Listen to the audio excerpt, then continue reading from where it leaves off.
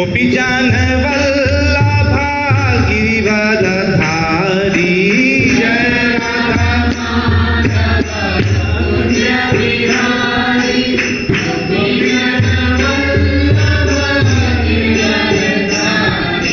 जय राधा माधव कुंज बिहारी गोपीजन वल्लभा गिरिवरधारी जय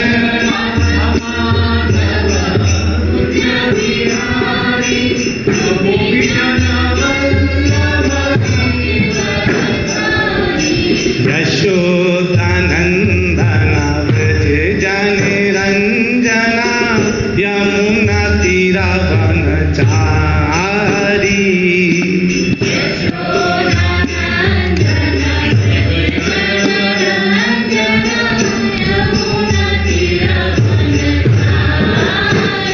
ओ यशोदानंदन व्रज जन रंजना यमुना तीरावनचारी यशोदा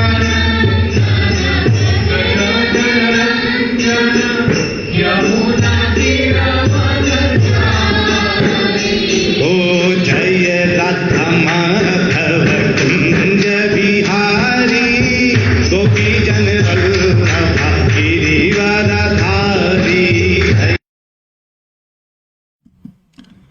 ओम नमो भगवते वासुदेवाय। ओम नमो भगवते वासुदेवाय। ओम नमो भगवते वासुदेवाय। नारायणं नमस्कृत्य नरं चैव नरोत्तमं देवीं सरस्वती व्यासं ततो जयमुदीरयेत्। नष्टप्रायेषु अभद्रेषु नित्यं भागवत सेवया भगवती उत्तमा श्लोके भक्तिर्भवति नैष्ठिकी। ओम अज्ञानतिमिरान्धस्य ज्ञानाञ्जनशलाकया चक्षुर्मीलितं येन तस्मै श्रीगुरुवे नमः। श्रीचैतन्यमनोभीष्टं स्थापितं येन भूतले स्वयं रूपः कदा मह्यं ददाति स्वपदान्तिकम्। वन्देऽहं श्रीगुरु श्रीयुतापदकमलं श्रीगुरून् वैष्णवांश्च श्रीरूपं सागरजातं सहगण रघुनाथान्वितं तं सजीवं साद्वैतं सावधूतं परिजनसहितं कृष्ण चैतन्य देवं श्री राधा कृष्ण पादान् सहगण ललिता श्री विशाखान्वितांश्च।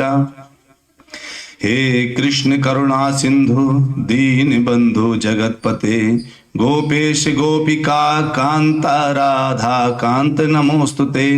तप्त कांचन गौरांगी राधे वृंदावनेश्वरी वृषभानुसुते देवी प्रणमामि हरिप्रिये। वाञ्छाकल्पतरुभ्यश्च कृपा सिन्धुभ्य एव च पतितानां पावनेभ्यो वैष्णवेभ्यो नमो नमः। जय श्री कृष्ण चैतन्य प्रभो नित्यानंदा श्री अद्वैता गदाधर शिवास आदि गौर भक्त वृंदा। हरे कृष्णा कृष्णा कृष्णा हरे हरे हरे रामा राम राम हरे हरे। हरे कृष्णा कृष्णा कृष्णा हरे हरे हरे राम राम राम हरे हरे। हरे कृष्णा कृष्णा कृष्णा हरे हरे हरे राम राम राम हरे हरे। हरे कृष्णा। आप सभी लोग कैसे हैं? तो चेतन राव प्रभु जी, पुनीति माता जी, सभी माता प्रभु जी जितने लोग हैं सबको मेरा बहुत बहुत नमन और धन्यवाद जो आपने मेरे आज के दिन कह सकते हैं कि भगवान की कृपा से, या कह सकते हैं भगवान थोड़ा सा कष्ट देना चाह रहे होंगे कि इस भौतिक जगत में रह करके कष्ट भोगें, उसके लिए भगवान ने आज के दिन धरती पर भेज दिया था। लेकिन भेज दिया था, और अगर ये जीवन भगवान की सेवा में लगा हुआ है तो भगवान की सेवा में अगर हमने डाल दिया तो आज के दिन अच्छा बन जाएगा। तो आप लोग शायद इसीलिए मुझे बधाइयां दे रहे हैं मेरे जन्मदिन के ऊपर, तो बहुत बहुत धन्यवाद उसके लिए। और हम सबका कर्तव्य क्या होना चाहिए, जब हमारा जन्मदिन हो तो उस दिन भागवत कथा तो जरूर सुननी चाहिए, या तो कहनी चाहिए या तो पढ़नी चाहिए, कुछ ना कुछ तो करना चाहिए। तो हम अपने जन्मदिन दिन अगर भागवत कथा सुनते हैं, पढ़ते हैं या करवाते हैं, कई लोग अपनी भागवत कथा करवाते हैं। कभी किसी के बच्चे का जन्मदिन होता है तो एक हफ्ते पहले से भागवत कथा के लिए कहते हैं कि प्रभु जी कथा कर दीजिए, और किसी एक विषय पर कथा करवाते हैं। तो वो जो है, ये अलग अलग जो हमारे सिद्धांत हैं पहले के, वो बहुत ऊंचे सिद्धांत हैं, जिनमें क्या होता था कि जन्मदिन हुआ, बच्चे का हुआ तो पूरे परिवार का आशीर्वाद लेता है, दौड़ दौड़ कर जाकर के चरण स्पर्श करके, और साथ में क्या करता है, उस दिन उसको मंदिर ले जाया जाता है और उसको हर जगह ऐसे घुमाया जाता है जहां पर वो जा करके आध्यात्म के विषय में सीखे। तो आप सभी लोगों को मेरा बहुत बहुत धन्यवाद, जो आप लोगों ने आज शायद फेसबुक से देख लिया होगा या कहीं से तो पा लिया होगा आपने, और वहां से देख करके आपने या समझ करके आपने मुझे विशेष करी, और आज मुझ पर ऐसा आशीर्वाद दीजिए कि मैं भगवान की भक्ति और सेवा में ऐसे ही लगा रहूं जब तक ये जीवन है। तो अभी क्या है, अभी हम लोग देख रहे हैं गोपी गीत, है ना। और गोपी गीत क्या है, ये गोपी गीत कोई साधारण गीत नहीं है, ये हम बार बार सुनते हैं और बोलते हैं हर कथा में। तो अगर ये गोपी गीत साधारण गीत नहीं है तो कैसा गीत है, यानी असाधारण है। और असाधारण चीज को हम अगर साधारण तरीके से समझेंगे तो क्या होगा, हमें समझ में नहीं आएगा, है ना। यानी हमें लगेगा, क्योंकि हमको लगेगा कि अरे ये तो बहुत साधारण विषय है, इस विषय पे क्या चर्चा करना। देखो गोपियां भी नॉर्मल, जैसे सब लोग काम वासना में ग्रसित होकर के किसी व्यक्ति को विशेष को प्यार करते हैं या चाहते हैं, वैसे ही गोपियां कर रही हैं। अरे तो गोपियों में और हम में क्या अंतर है। भगवान की रास लीला भी अगर केवल काम से भरी हुई है तो भगवान की रास लीला और हमारे प्रेम में क्या अंतर है। कहते ना लोग, वो करे तो रास लीला, मैं करूं तो कैरेक्टर ढीला। अरे तो अगर मैं करूं तो कैरेक्टर ढीला क्यों, और वो करते हैं तो रास लीला क्यों, इसको हम लोग जानने का प्रयास करेंगे। कई लोग ऐसे हैं जो गोपी गीत में भी काम देखते हैं, क्यों, क्योंकि उनको लगता है ये जो गोपियां हैं ना, ये भी काम से ग्रसित हैं, उस भावनाओं से ग्रसित हैं, ताकि वो भगवान को एक बार कह रही हर बार मुझे दर्शन दो, मुझे दर्शन दो, मुझे मेरे काम वासना को छिन्न भिन्न कर दो, और मेरे स्पर्श करो, अपने अधरा मत मुझे पिलाओ। ये गोपियां अगर ऐसा कह रही हैं तो क्या ये गोपियां भी हमारी तरह ही बिल्कुल नॉर्मल हैं क्या, बिल्कुल इनमें, यानी ये तो बहुत ही काम के प्रति अगर कोई आगे बढ़ करके भगवान को प्यार देखता है, इसका मतलब है वो काम इच्छा से अगर भगवान के मंदिर गया कि मुझे सुख मिल जाए, तो उसको भगवान तो दे देते हैं सुख, लेकिन प्रेम करते हैं क्या। तो अरे अरे सा क्या हुआ जिसकी वजह से गोपियां चिल्ला चिल्ला के कह रही हैं कि मुझे तुम मेरे काम वासना को छिन्न भिन्न कर दो, हे माधव, हे केशव, आप तो वीर हैं, हम गोपियों के वीर हैं, ब्रजवासी स्त्रियों के वीर हैं, अरे आप हमें खुश कर दें, हमें सुख दें।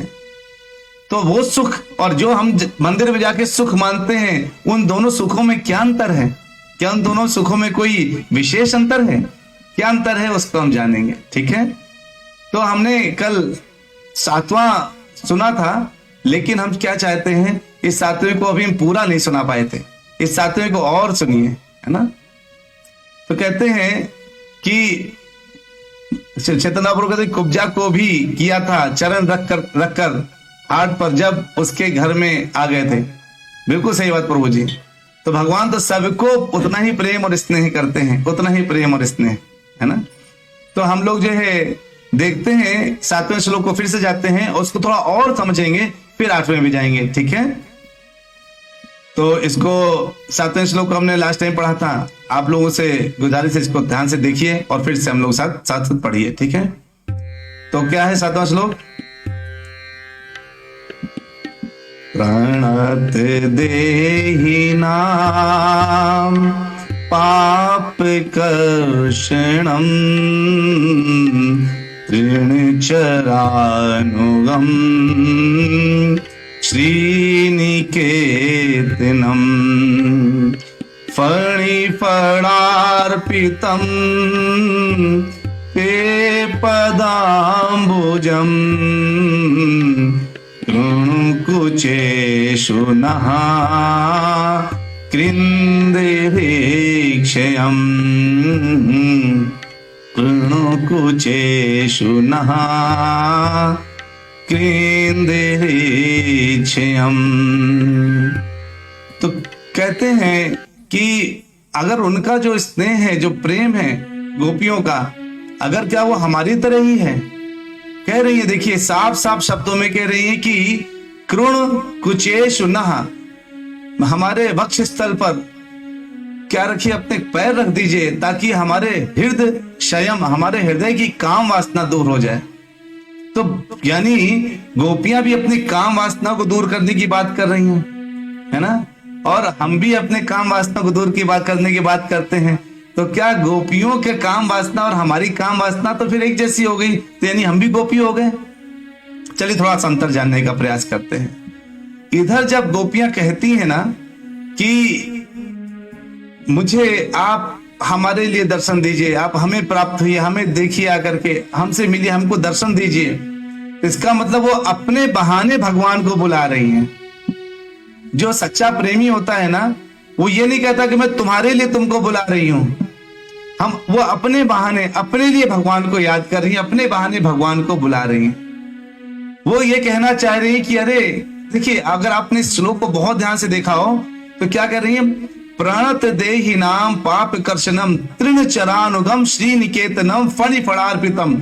यानी कि जब आप तृण चरानुगम, आप गाय को चराने जाते हैं तो आपके पैर में चोट लगती होगी। और एक और बात कहते हैं, अभी अभी आप चले गए हैं हमें छोड़ करके, अभी आप जंगल में जा रहे हैं। जब आप जंगल में जा रहे होंगे तो आपके पैरों में चोट लग रही होगी। अरे वो ऐसा दुनिया, सोचिए दुनिया में ऐसा कौन प्रेमिका है जो अपने प्रेमी से ये कहे कि कृपया अपने पैरों को मेरे वक्ष स्थल पे रख दो। ऐसा कौन प्रेमिका होगी जो अपने प्रेमी से कहेगी? कोई प्रेमिका नहीं कहेगी ना। यानी उन्होंने पैरों को ही वक्ष स्थल पे रखने की बात क्यों कही? ताकि भगवान से कहना चाह रही है, अरे अपने बहाने बुला रही कि आप मेरे बहाने आओ, लेकिन कह क्या रही हैं कि अरे आप तो जो है जंगल में भटक रहे हैं, आपके पैरों में न जाने कितने कांटे चुभ रहे होंगे, पैर में कितना दर्द हो गया होगा, कृपया उन पैरों को आराम देने के लिए आप हमारे वक्ष स्थल पर अपने पैर रखें। और अंत में ये भी कहती हैं, लास्ट में, बहुत अंत में, सबसे अंतिम श्लोक, जब सारी गोपियां एक साथ कह रो उठती हैं, रो रो कर वो जब कहती हैं गोपियां कि अरे आपके वक्ष, आपके जो पैर हैं इतने मुलायम हैं, कहीं ऐसा ना हो कि हमारे वक्ष स्थल पर रख करके उनको दर्द हो जाए, हे कृष्ण हे माधव, ऐसा बोलती हैं। तो इतना बोलने पर भगवान प्रकट हो जाते हैं। तो इधर भगवान जो ये कह रही हैं, ये क्या है, भगवान के लिए, हम क्या कहते हैं, भगवान के लिए कर रहे हैं, लेकिन कह रहे हैं कि हमारे लिए है। तो जैसे आप सोचिए, कई बार होता है ना कि कोई व्यक्ति, मान लीजिए प्रेमी या प्रेमिका रूठ जाए और प्रेमी प्रेमिका को मनाने की कोशिश कर रहा हो, तो क्या होता है, प्रेमी ने, मान लीजिए प्रेमिका ने खाना बंद कर दिया, तो प्रेमी उसके सामने खाना लेके जाता है, कहता लीजिए खा लो, थोड़ा सा तो खा लो। कहती मैं नहीं खाऊंगी। कहते थोड़ा सा खा लो, ठीक है, बात गई, थोड़ा सा खा लो। तो कहती प्रेमिका की नहीं नहीं, मैं बिल्कुल नहीं खाऊंगी, मुझे कोई भूख नहीं है। तो प्रेमी कहता अच्छा तुम अपने लिए नहीं तो मेरे लिए खा लो। बोलता है ना, तुम अपने लिए नहीं तो मेरे लिए खा लो एक बार। यानी मेरे लिए खा लो का मतलब क्या हुआ कि वो चाहता है कि आप खा लो, भले मेरे बहाने खा लो, कि हाँ मुझे सुख मिलेगा, मुझे खुशी मिलेगी, इस बहाने खा लो। तो गोपियां किसी भी कीमत में भगवान के लिए जो सेवा करती है ना, तन मन धन सब तरह से भगवान की सेवा करना चाहती हैं। वो अपने वचन से, अपने शब्द से, अपने क्रियाओं से, अपने हर एक्शन से भगवान की सेवा करना चाहती हैं, भगवान से सेवा लेना नहीं चाहती। तो अगर वो भगवान की सेवा करना चाहती हैं और भगवान से सेवा लेना नहीं चाहते, इसका मतलब क्या हुआ? इसका मतलब ये हुआ कि वो भगवान की सेवा करने के लिए ही भगवान को बोल रही हैं कि अरे आपके पैर देखिए कहां कहां नहीं रखे आपने। अरे वो पैर जो स्वयं श्री लक्ष्मी जी के निवास स्थान है, धाम है, लक्ष्मी जी का धाम आपके पैर हैं, जो आपके पैर लक्ष्मी जी का धाम है, उन पैरों को आपने कभी घास में चल करके दुख दिया, कभी फणों में रख करके, नाग के, सोचिए पूरा कालिया नाग के फणों में रख करके आपने उसको दुख दिया। कभी आपने उसको कभी कुछ किया, कभी कहीं लेके गए पैरों को, अरे उन चरणों को बहुत दुख दिया आपने। उनको सुख देने के लिए भगवान को अपने पास अपने बहाने से बुला रही है। और हम लोग क्या करते हैं, अपने बहाने और भगवान के बहाने से हम प्राप्त करते हैं। प्रभु जी आज क्या बनाया आपने? अरे प्रभु, आज माता जी से कोई पूछे घर में जाकर के, आज क्या बनाया है? तो कहे आज हमने ये बनाया है। अच्छा, किसके लिए बनाया है? भोग लगाया? हाँ भोग लगाया। बनाया किसके लिए था? कोई ये कह दे कि मैंने भगवान के लिए बनाया था तो बड़ा आश्चर्य हो जाएगा, क्योंकि भगवान के लिए पहले क्या पूछते, हर माता पूछेगी अपने घर में पति से, क्या खाओगे? क्या खाना है? बच्चों से पूछो क्या खाओगे? बच्चों ने बोला आज मुझे मालपुआ खाना है। पति ने बोला मुझे आज पनीर खाना है या कुछ भी खाना है, कुछ भी बोल दिया और बाद में वो बन गया और भगवान को भोग लग गया। तो किसके बहाने से भगवान के लिए बना? अपने बहाने से, अपने परिवार के बहाने से भगवान को लगा, है ना। तो अब भगवान के जो है जब हमने अपने बहाने से लगाते हैं, लेकिन गोपियां क्या हैं? गोपियां, हम लोग भगवान के बहाने खाते हैं, हमने तो भगवान को भोग लगा के खा लिया। लेकिन गोपियां क्या हैं? कहती हैं अरे आप हमें दर्शन दीजिए। क्यों? क्योंकि हम आपके दर्शन लेकर के हम आपकी सेवा करना चाहते हैं। ठीक है, तो ये भाव समझ में है ना। इसमें कहीं काम वासना नहीं है, इसमें वो वाला काम नहीं है जिस काम को हम लोग जानते हैं। इसमें जब गोपियां कहती हैं कि हमारे हृदय में वक्षस्थल में अपने चरण रख करके हमारे काम को छिन्न भिन्न करिए, अरे गोपियों को किस प्रकार का काम वासना, किस प्रकार की वासना होगी उनके अंदर? वो तो भगवान की सेवा करती है। उनको इस बात का फर्क नहीं पड़ता कि लोग हमें किस भाव से देखेंगे, किस भाव से इस पंक्ति को सुनेंगे, समझेंगे। उनको ये फर्क पड़ता है कि मेरे कृष्ण एक बार मेरे पास आ जाएं, किसी बहाने से आ जाए, मैं उनकी सेवा करूंगी, सेवा करना चाहती हूं। ये जो है किसका भाव है? गोपियों का, है ना। तो अगले श्लोक में देखते हैं। तो अगला श्लोक बहुत अच्छा श्लोक है। इस श्लोक को आप लोग गुनगुनाइए हमारे साथ, आपको आनंद आएगा। तो इस श्लोक में जो है गोपियां और विचारती हैं और बोलती हैं और क्या कहती हैं, सुनिए। मधुर या गिरा वल्गुवाक्यया बुध मनोज्ञया पुष्करे क्षणा विधि किरीरिमा वीर मुह्यति रदर्सी धुना प्यायया स्वनः रधर्सी धुना प्यायया स्वनः। आप लोगों ने पढ़ा साथ में? सब लोग पढ़ रहे हैं ना साथ में? फिर से एक बार पढ़िए, बहुत अच्छा श्लोक है। मधुर या गिरा वल्गुवाक्यया बुध मनोज्ञया पुष्करे क्षणा विधि करीरिमा वीर मुह्यति रधर्सी धुना प्यायया स्वनः रधर्सी धुना प्यायया स्वनः। बहुत उत्तम। इधर जो है गोपियों ने, देखिए मैंने कल से आपको क्या बता रहा था, अगर आपको याद हो, क्या मैंने आपने सुना था कि भगवान को गोपियां अलग अलग तरीके से कमल से कंपेयर कर रही हैं, है ना। तो किसी को याद है कि कल किन किन चीजों से कमल की जो है तुलना करी थी? कोई बता पाएगा? बताइए, कल किन किन भगवान के अंगों को गोपियों ने कमल से तुलना करी थी? तब अभी जब ये बोलेंगे ना तो आपको समझ में आएगा, अच्छा लगेगा। तो ठीक है, चरणों को ठीक है, एक आगे आंसर, चरणों को कमल से तुलना किया था, और पदाम्बुज बोला था, नहीं, गालों को तो नहीं। और कोई, सभी लोग आंसर करिए।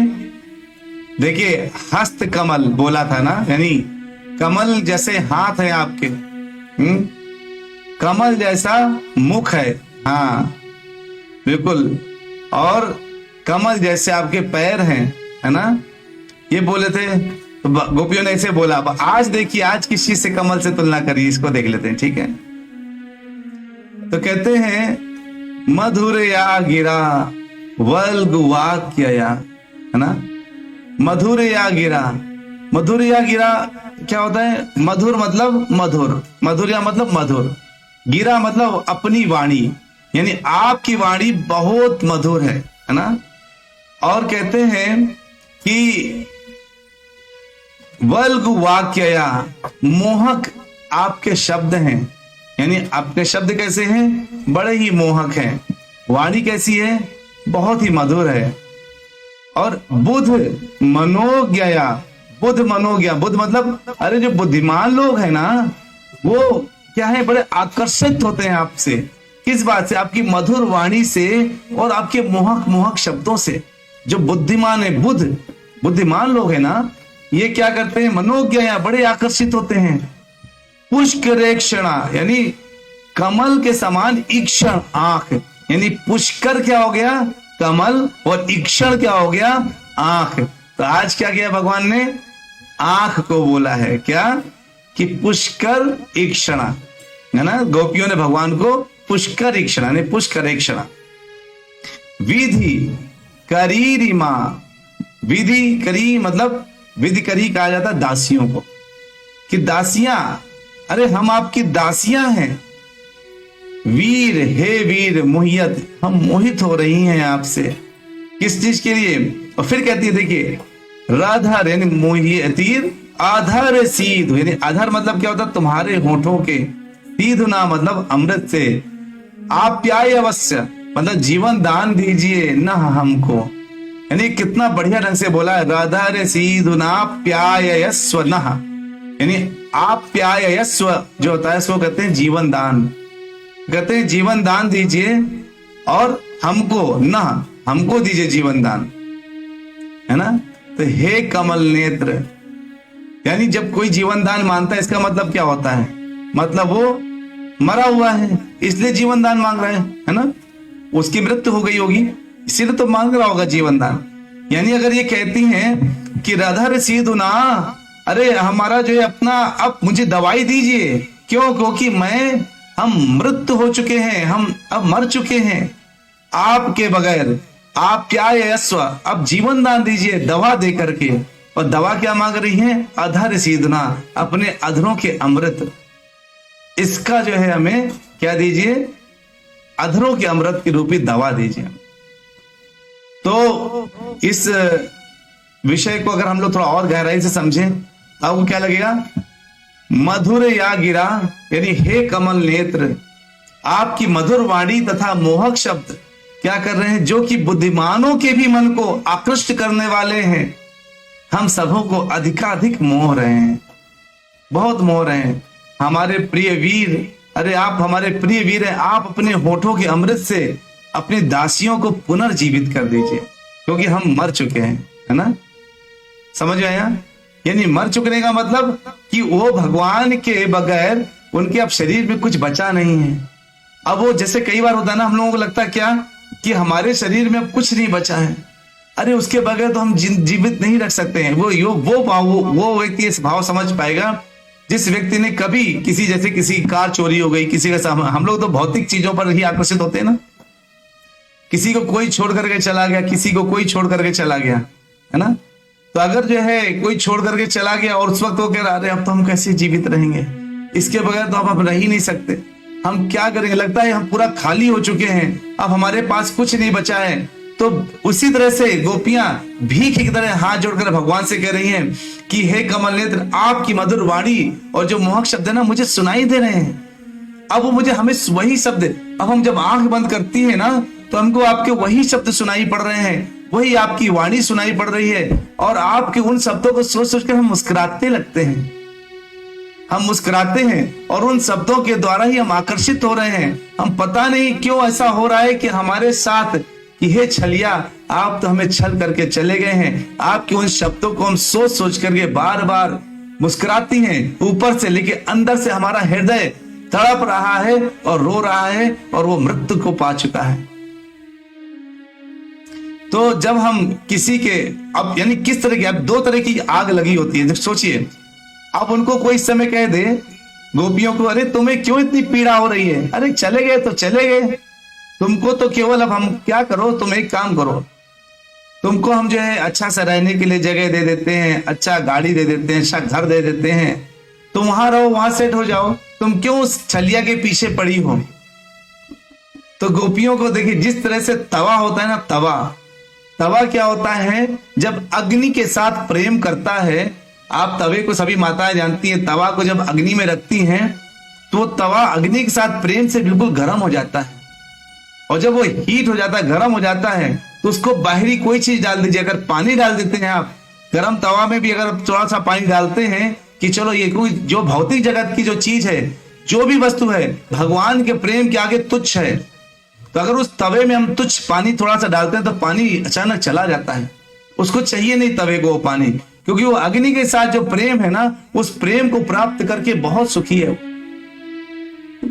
और उस पानी को जब मिलते ही वो त्याग देता है, मुझे नहीं चाहिए ये पानी, मुझे तो वो प्रेम चाहिए। अभी उस प्रेम को गोपियां मांग रही है भगवान कृष्ण से, हे कृष्ण मुझे और कुछ नहीं चाहिए, केवल क्या चाहिए, एक चीज, केवल एक चीज चाहिए, वो है दवा चाहिए, दवा। मेरा ऊपर से हम जीवित दिख रहे हैं, हम भटक रहे हैं, लेकिन हमारे आंसू बहे जा रहे हैं, हम आपके वियोग की वजह से हम अंधे हो गए हैं, हमें कुछ और नहीं दिख रहा, हम अंदर से मर रहे हैं, और उसको पुनर्जीवित करने के लिए अपने आधार, अपने होठों के सीधना अमृत पिला दीजिए, अधरामृत। अधरामृत क्या है, अधरामृत किसे कहते हैं, अधरामृत बोलते हैं कि जब कोई वाणी शब्द से निकलती है ना, तो होठों से टकरा करके निकलती है, और जब होठों से टकरा कर निकलती है तो वाणी अमृत बन सकती है या तो विष बन सकती है। जैसे आप सोचिए, किसी को अगर आप मारना चाहें, जैसे कोई बड़ा व्यक्ति है, आपसे बड़ा है, अगर आप उसको अपमान कर दें तो उसकी मृत्यु हो सकती है, अपमान से ही। आप सोचिए, केवल अगर आपने उसकी अपनी वाणी से बोल करके, जो होठों से टकरा के निकल रहा है, वो वाणी क्या है, जहर, कहते हैं उसके शब्द तो जहर जैसे लगते हैं, लोग बोलते हैं ना। तो यहां जो अधरामृत है वो क्या चीज है, वो समझ लीजिए। यानी होठों से जो शब्द निकलते हैं, जो किसी के तो गाली वाले मिले या उल्टे सीधे जो भी शब्द बोलते हैं, वो क्या होता है, वो जब हमारे कानों में पड़ता है तो हमें बहुत दुख होता है, बहुत दुख होता है। लेकिन वहीं पर क्या है, वहीं पर जब इस वाणी को अगर अच्छा प्रयोग करके अच्छे शब्दों का इस्तेमाल किया जाए, तब क्या होता है, हमारे साथ हमसे भगवान क्या होते हैं, खुश होते हैं। क्यों, क्योंकि हमने सामने वाले को प्रसन्नता दी। अगर आप उस शब्दों को निकालते इस अमृत से, तो अमृत में क्या होता है, फिर कहते हैं उसके शब्द तो अमृत जैसे लग रहे हैं, सुना है ना आपने ये। तो अगर अमृत जैसे शब्द कोई बोलता है तो मतलब क्या, वो अमृत पिला कहां से रहा है, कानों से पिला रहा है ना। जब आप बोलते हैं कि अमृत जैसे शब्द लग रहे हैं तो कानों से पी जा रहा है। तो जब अधरामृत की बात होती है तो इसका मतलब क्या हुआ कि आप आइए और अपने होठों से जो शब्द निकल रहे आपके मुख से और होठों से टकरा करके जो हमारे कानों में पड़ेंगे, हम उनको पिएंगे, हम कानों से पिएंगे उस अमृत को।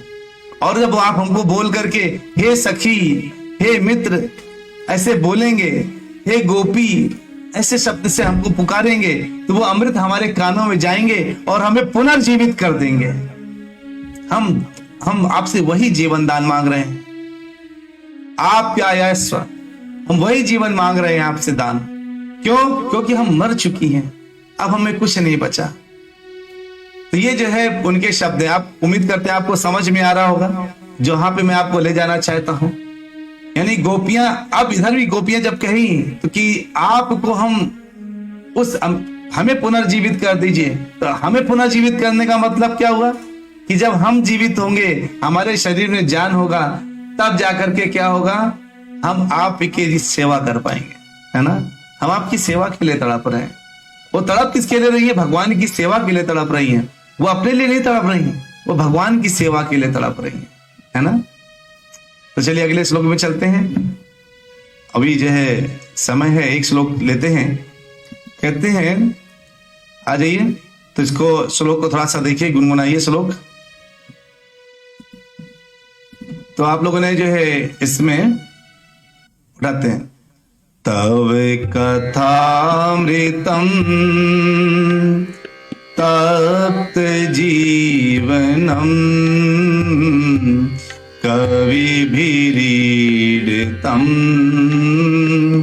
कर्मशापहम श्रवण मंगलम श्रीमदाततम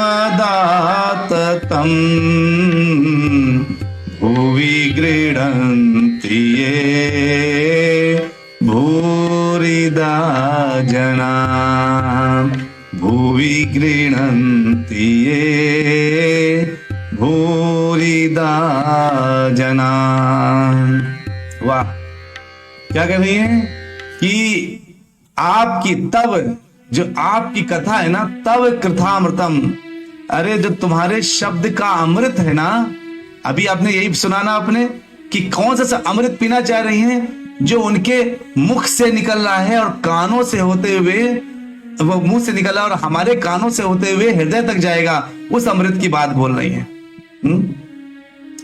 और जो है कहते हैं कि तब कथामतम, तुम्हारे शब्दों का जो अमृत है, तप्त जीवनम, भौतिक जगत में दुखियारों का जीवन है।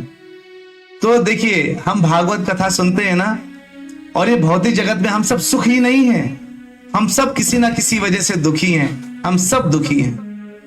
अगर हम दुखी हैं तो हमको सुख का साधन क्या है, इधर गोपियां बता रही हैं, तव कथामृतम, अरे आपकी कथा का अमृत है ना, वो हमारे सबके भौतिक जगत में जितने दुखियारे हैं उनका जीवन है। मतलब जो लोग अपने आप को सुखी समझते हैं, वो लोग सुबह सुबह की कथा में उनको आने की जरूरत नहीं है। जिनको लगता है कि वो बहुत सुखी है, वो उनको आने की जरूरत नहीं है। ये तो दुखियारों के लिए कथाएं हैं। ये तो जो अपने आप को दुखी समझते हैं, कोई किसी विषय से दुखी है, कोई पैसों के लिए दुखी है, कोई किसी विषय से दुखी है। अरे तो कह रहे तप्त जीवनम, जो तप्त जीवनम मतलब दुखी, इस भौतिक जगत में जो दुखियारे हैं उनके जीवन के लिए आपकी कथा क्या है, अमृत के समान है। और ये कौन है, किसके लिए, किसने वर्णन किया? ये कवि भीरीडितम कल्मषापहम, अरे बड़े बड़े चिंतकों द्वारा, ईडितम मतलब वर्णित है ये बात। क्यों, क्या है ये, आपका नाम क्या है, आपकी कथा क्या है? कल्मष अपहम, यानी कल्मष मतलब पाप, अपहम मतलब भगाने वाला। हे कृष्ण, आपकी कथा तो पाप को भगाने वाला है। जब पाप भग जाएगा तो हमारे जो पाप बीज हैं वो नष्ट हो जाएंगे और हमारे पास केवल सुख ही सुख रहेगा। इस भौतिक जगत में जो दुख है वो क्यों है? क्योंकि हमारे जो पाप बीज है ना, वो क्या होते हैं, फलते हैं। उनके फलने के पहले ही आप उसको नष्ट कर देती हैं आपकी ये कथाएं। इसीलिए क्या है, आपकी कथा क्या है, भौतिक जगत में दुख से दूर करती है ना। और क्या कहते हैं, श्रवण मंगलम, आहा, जो इसको सुनता है, जैसे आप सब भक्तजन जिसको सुन रहे हैं, कहते श्रवण मंगलम, आहा बहुत आनंद। अरे आपकी कथा सुनकर तो बहुत आनंद आता है, बहुत ज्यादा आनंद देने वाली आपकी कथाएं हैं। और कैसा लाभ देती है? श्रवण मंगलम, मंगल मतलब लाभ। आपकी कथा लाभ देती है। कौन सा लाभ? आध्यात्मिक लाभ देती है, क्योंकि वो आध्यात्मिक आनंद परम आनंद है, विनष्ट होने वाला आनंद नहीं है। लेकिन जो दूसरा आनंद है वो क्या है, नष्ट होने वाला आनंद। श्रीमदाततम, श्रीमदाततम है ना। श्रीमत मतलब, श्री इमत मतलब क्या, आपकी कथा कैसी है, आध्यात्मिक शक्ति से पूर्ण है। और आततम मतलब संसार भर में ये फैली हुई है, संसार भर में। क्यों? क्योंकि आपकी कथा कैसी है, आध्यात्मिक शक्ति से परिपूर्ण है। और इसको जो सुनता है उसको आध्यात्मिक लाभ होता है, श्रवण मंगलम। और क्या, कहां पर? भूवि मतलब भौतिक जगत में, गृणंती कीर्तन करना करते हैं, जो प्रचार करते हैं, जो भी लोग, ये जो लोग भूरिदा जना, अरे अत्यंत उपकारी व्यक्ति हैं वो सबसे बड़े दाता हैं। मैं आपसे कहता हूं ना, देखिए कई लोग हम कहते हैं हम कथा नहीं कर सकते प्रभु जी, हमें आता नहीं है। कोई बात नहीं, आप कथा नहीं कर सकते, कथाएं डेली चल रही हैं, ये डेली आधे घंटे की कथा है, इसका प्रचार प्रसार तो कर सकते हैं ना, अपने अपने पेज में इसको पोस्ट तो कर सकते हैं ना, लोगों को बता तो सकते हैं। हो सकता है कोई व्यक्ति खोल ले। एक व्यक्ति था जिसको किसी वैष्णव भक्त ने, इस्कॉन के डिवोटी ने एक भगवत गीता दिया, उसने वो भगवत गीता लेकर अपने घर में रख लिया, और घर में रखने के बाद उसने कभी नहीं पढ़ा। तभी उसके वहां एक दोस्त आया, उसने कहा क्या चल रहा है? कहता है धूल मिट्टी में सना हुआ क्या है? कहता अरे किसी ने मुझे भगवत गीता दिया था, ये वो गीता है। कहता अच्छा दिखाओ। उसने जब खोला और उसने एक ही श्लोक देखा, और श्लोक भी क्या था? सर्व धर्मान परित्यज्य माम एकम शरणम भजा हम सर्व पापेभ्यो मोक्षयिष्यामि मा शुचा। अरे इतना देखते ही उनका ये बुक में ले जाऊं क्या ले जा।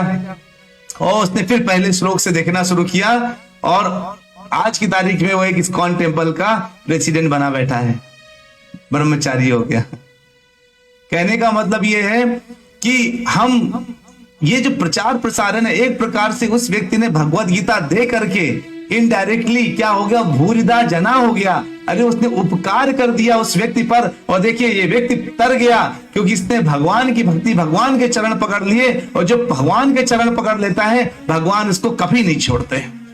भगवान उसके सर के ऊपर अपना हाथ रख देते हैं और उसको भक्ति, मुक्ति, तृप्ति, पुष्टि, संतुष्टि सब कुछ देते हैं। तो कहने का मतलब क्या हुआ कि हमें भगवान की सेवा किसी भी रूप में करने को मिल जाए ना, पकड़ के करनी चाहिए, है ना। आप सबको अगर भगवान की सेवा का क्या मौका मिला है, अगर मान लीजिए किसी तरीके से कुछ ऐसा हो कि हम कथा कर रहे हैं, प्रचार प्रसार कर रहे हैं, बहुत अच्छा नहीं कर पा रहे हैं, इस जितने लोग आप लोग हैं, केवल कुछ नहीं करना, अपने अपने फेसबुक पेज में इसको पोस्ट कर दीजिए, केवल शेयर करिए। हो सकता है किसी को गोपी की एक लाइन, एक श्लोक ऐसा लग जाए कि उसका हृदय आ जाए भागवत सुनने में, और हो सकता है उसका कल्याण हो जाए, और उसका कल्याण होगा तो जो उसका कमीशन है वो आपको मिलने वाला है। भगवान कहेंगे अरे देखो, अगर इसने ये शेयर नहीं किया होता तो उसको ये पता नहीं चलता, और उसको पता नहीं चलता तो कभी भक्त नहीं बनता। इसका मतलब है इसकी वजह से वो भक्त बना, तो आपको भगवान गुरु मान लेते हैं और आपको उसका कमीशन मिल जाता। जितनी वो भक्ति करेगा उतना आपको भक्ति प्राप्त होगी इनडायरेक्टली, है ना। इतना सिंपल है। तो कह रहे देखिए तब कृथामृतम, अरे आपके शब्दों का अमृत, आपकी लीलाओं का वर्णन इस भौतिक जगत में कष्ट भोगने वालों के जीवन और प्राण है। जो निरंतर कष्ट में है उनके लिए अगर कुछ जीवन और प्राण है तो क्या है? ये आपकी लीलाएं और आपकी कथा का अमृत है। विद्वान मुनियों ने भी इसको प्रसारित की है इन कथाओं को, ताकि मनुष्य के पापों का समूल विनष्ट हो जाए। तभी तो हमारे देखिए श्रीजीव गोस्वामी, सनातन गोस्वामी, सारे सठ गोस्वामी, प्रभुपाद जी, जितने बुद्धिमान लोग हैं, उन्होंने क्या किया? उन्होंने केवल और केवल एक ही चीज को ध्यान रखा कि अपने लिए नहीं किया उन्होंने किसके लिए किया? बताइए। अभी कहाँ है श्रीजीव गोस्वामी, कहाँ है सनातन गोस्वामी, कहाँ है श्रील प्रभुपाद, कहाँ है ये लोग? नहीं है ना आपके पास, लेकिन ये हैं, अपनी किताबों से हैं। अगर उन्होंने उस वक्त की किताबें नहीं लिखी होती, प्रचार प्रसार नहीं किया होता, तो क्या होता? क्या हम लोग इतने भाग्यशाली होते कि हम ये भगवत गीता भागवतम को सुन करके समझ पा रहे होते? अरे नहीं पा रहे होते। शशिवाला माता जी कह रही मैंने शेयर कर दिया, बहुत बहुत धन्यवाद माता जी। अपने जो कथावाचक होते हैं उनके बातों को मानना एक प्रकार से भगवान की भक्ति है। जब आप कथा सुनते हैं ना, तो जो कथावाचक शब्दों को बोलता है वो भगवान की बातों को बोलता है। व्यास गद्दी में बैठ करके जो बात बोली जाती है उसको मान करके तुरंत फॉलो करना, इससे क्या होता है? भगवान प्रसन्न होते हैं। कहते हैं विद्वान मुनियों ने इसको प्रचार इसलिए करते हैं ताकि ये पापों को समूल नष्ट कर दें, सुनने वालों को सौभाग्य प्रदान करती हैं। जो सुनते हैं उनको सौभाग्य मिलता है। जी आपको कितना भाग्य मिल रहा है? अरे भाग्य कहाँ है मतलब मेरा तो भाग ही खराब है। मेरा तो भाग्य है ही नहीं मेरे पास, मुझे तो लग ही नहीं रहा कि मैं भाग्यशाली हूं, मैं तो बहुत दुर्भाग्यशाली हूं। अरे भाग्य छुपा हुआ है भागवतम की कथाओं में, भाग्य छुपा है इन भगवत गीता की कथाओं में, भाग्य छुपा है इन डेली डेली जो आधे घंटे कथाएं होती है उनमें भाग्य छुपा हुआ है। अपने अपने भाग्य को ढूंढने के लिए कहीं और नहीं जाना है, यही रहना है प्रभु जी माता जी, यही रहना है। ये कथाएं जगत भर में विस्तीर्ण है, व्याप्त है, क्यों? और आध्यात्मिक शक्ति से ओतप्रोत है, क्यों? क्योंकि जो भी इन कथाओं को सुनता है वो आध्यात्म जगत में ऊपर उठ जाता है।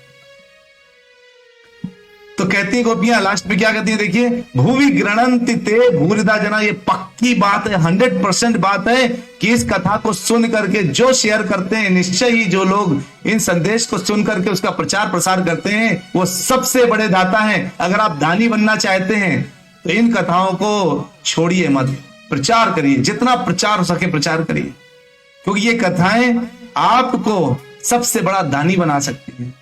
आप कथा नहीं कर रहे, लेकिन आप लोगों की कथा सुनने के लिए क्या कर रहे हैं, मार्गदर्शक दे रहे हैं, ये उनके कल्याण के लिए है। अरे सोचिए, जब जगन्नाथ यात्रा के जो है उत्सव में क्या था, चैतन्य महाप्रभु आराम कर रहे थे, तो राजा जो है प्रताप रुद्र था वो चैतन्य महाप्रभु से मिलना चाह रहा था। तो चैतन्य महाप्रभु ने क्या कहा कि मुझे किसी राजा से नहीं मिलना है, हटा दो उसको, चलो हटाओ, कोई नहीं आएगा। तो किसी से मिलते नहीं, क्योंकि वो किसी भी जो भी इस माया में फंसा है ना उससे नहीं मिलते। ये अंतर है गौर और निताई में। निताई क्या करते हैं, हर तरीके से मदद करते हैं, ठीक है कामी हो, आ जाओ आ जाओ। गौर कहते हैं काम वासना से परिपूर्ण लोग मेरे पास नहीं आ सकते। तो जो है, लेकिन क्या हुआ कि भगवान आराम कर रहे हैं, राजा रुद्र प्रताप बहुत विनती करके उनसे मिलने गए, तो देखा कि वो आराम कर रहे हैं, तो उनके चरणों के पास बैठ गए, और चरणों के पास बैठ करके उन्होंने क्या कहा, एक लाइन बोली, क्या, तब कथामृतम तप्त जीवनम। जैसे ही उन्होंने ऐसा गाया ना, चैतन्य महाप्रभु की आंखें खुल गई, अचानक वो खड़े हो गए, बैठ गए। अरे तुम कौन हो, तुम कहां से आ गए, आहा तुमने क्या सुना दिया मुझको। इतने भाव से हो गए, उनकी आंखों से आंसू बहने लगे, और उस अश्रु को लेकर के उसको तुरंत राजा प्रताप रुद्र को उन्होंने आलिंगन कर लिया, गले से लगा लिया, और कहते हैं आज आपने मुझे भगवान की बातें सुना करके आपने मेरा कल्याण कर दिया। ये है, देखिए ये प्रभाव है, भगवान कितने प्रसन्न हो जाते हैं एक लाइन, एक भाव को देख करके। इसलिए मेरी आपसे विनती है कि इन कथाओं को विश्राम के बजाय इनको भगाइए, दौड़ाइए। हम डेली प्रचार कर देते हैं कि हम आज कथा है, आप उसको अपने अपने पोस्ट कर दिया करिए, सबको फेसबुक में डेली हम डाल देते हैं कि कल कौन सी कथा होने वाली है, आप उसको अपने पेज में शेयर किया करिए, तो ताकि लोगों को आइडिया लग जाए हाँ कल के दिन ये कथा होने वाली है। और अगर कोई 10 मिनट भी सुन लिया, मैं कहता हूं 5 मिनट भी सुन लिया ना, समझिए उसका कल्याण हो गया। केवल 5 मिनट भी कोई श्रवण करके इसको छोड़ देता है, चलो मेरे पास टाइम नहीं है, 5 मिनट सुन लिया बहुत हो गया, उस 5 मिनट में उसका कल्याण हो जाता है, आप भी जानिए। ठीक है, हमने आज बहुत अच्छे से कथा करी है, बहुत बहुत धन्यवाद राधा माता जी। इसको डेली का अपना प्रैक्टिस बनाइए, अपना डेली का इसको प्रैक्टिस बनाइए। जैसे ही कथा शुरू होने वाली होती है ना, आप लोग पहले आ जाते हैं, इसको तुरंत शेयर करना शुरू कर दिया करिए, अपने अपने पेज में डाल दीजिए, ताकि जब लाइव कथा सुनते हैं उसका एक अलग आनंद होता है। वो लिखते हैं, कमेंट लिख सकते हैं, बातचीत कर सकते हैं। और सोचिए, इन कथाओं को लोगों तक परोसना आपकी जिम्मेदारी है, क्योंकि मेरा काम है कथा करना, परोसेंगे तो आप लोग। देखिए, कुकिंग करता है एक व्यक्ति, परोसता है दूसरा व्यक्ति, और खाता है तीसरा व्यक्ति। मैं तो आप लोगों के लिए कुकिंग कर रहा हूं कथा करके। अब इस कथाओं को परोस परोस के खिलाने की जिम्मेदारी आपको है लोगों को लिए। अगर आपने इसको परोस परोस के खिलाया लोगों को, तो क्या होगा, खाने वाले का पेट भरेगा, आशीर्वाद परोसने वालों को देता है, वाह तुमने बड़े अच्छे ढंग से परोसा। पकाने वाले को तो कोई जानता ही नहीं। तो आप परोसने वाले बनिए, मैं पकाने की कोशिश कर रहा हूं, और लोग जब प्राप्त करेंगे तो उनके अंदर भक्ति भर करके आएगी। ठीक है, बहुत बहुत धन्यवाद। विभा रानी माता जी कहती हैं हम रोज आधा घंटा सुनते हैं। अरे वाह, माता जी आप बहुत अच्छा करती हैं, इसको सुना करिए और अपने जितने भी लोग हैं उन सबको भेजिए ताकि वो भी सुने। ठीक है, चलिए बहुत बहुत धन्यवाद आप सभी भक्तों का। आप लोग बहुत उत्तम श्रेणी के भक्त हैं, तभी आप लोग इतने भाव के साथ इस कथा को सुन रहे हैं और मुझे बहुत ज्यादा अंदर से उम्मीद है कि ये भक्ति भाव आप लोगों को बहुत आगे लेकर के जाएगा। और मुझे भी आज के दिन मुझे ब्लेसिंग्स दीजिए कि मैं एक साल अगला, जैसे मैंने पिछले साल भगवान की कथा में बिल्कुल भी त्रुटि नहीं होने दी, मतलब अपनी जानबूझ करके छुट्टी नहीं करी है। अब हॉस्पिटल चला जाऊं या कुछ हो जाए तो बात दूसरी है, लेकिन जानबूझ करके मैंने कोई भी कथा पिछले एक साल में व्रत के साथ डेली आधा घंटा कथा कर रहा हूं। कितनी भी बड़ी मुसीबत आ जाए उसी मुसीबत को मैंने कोशिश किया कि इग्नोर कर दूं। तो अगर मैंने ये प्रण लिया है तो आपसे मैं 2-4 प्रण चाहता हूं। पहला एक प्रण ये है कि आप ये चाहिए, ये करिए कि कृपया करके आप भगवान के लिए इन कथाओं का प्रचार प्रसार करिए। उनकी खुशी के लिए आप इन कथाओं को जितना हो सके सुनिए और उनको सुन करके उनको आत्मसात कीजिए और उनके अनुसार अपने कार्य कीजिए। ठीक है, चलिए बहुत बहुत धन्यवाद। फिर से मिलेंगे छोटे से ब्रेक के बाद। वांछा कल्पतरुभ्यश्च कृपा सिंधुभ्येव च पतितानां पावनेभ्यो वैष्णवेभ्यो नमो नमः। हरे कृष्णा कृष्णा कृष्णा हरे हरे, हरे रामा राम राम हरे हरे। चलिए आप सभी भक्तों को बहुत बहुत धन्यवाद। मिलते हैं कल फिर से छोटे से ब्रेक के बाद।